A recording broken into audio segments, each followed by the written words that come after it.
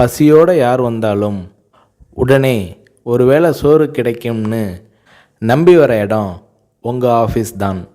பசி பட்டினின்னு கிடந்து வந்த ஆள் இதை பண்ணுறாருனா சரி. நீங்கள் வசதியான வீட்டில் வளர்ந்து வந்தவர். இந்த பழக்கம் எப்படி உங்களுக்கு வந்தது என்று விஜயகாந்த் அவர்களிடம் ஒரு முறை கேட்டபோது அதற்கு விஜயகாந்த் அவர்கள், அதுக்கு காரணம் எங்கள் ரைஸ் மில். மதுரை மில்லில் நான் இருந்தப்போ வேலையாட்களை கவனிப்பேன்.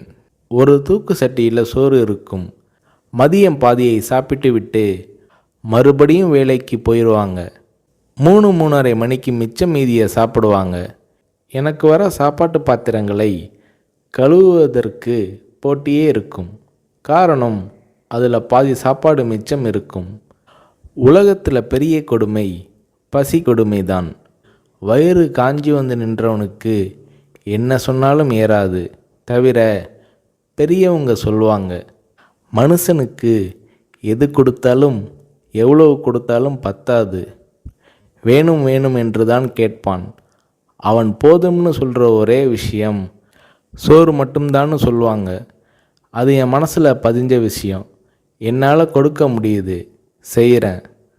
நான் சம்பாதிக்கிறது மக்கள் காசு. என் உழைப்புக்கு அதிகமாகவே ஊதியம் தராங்க.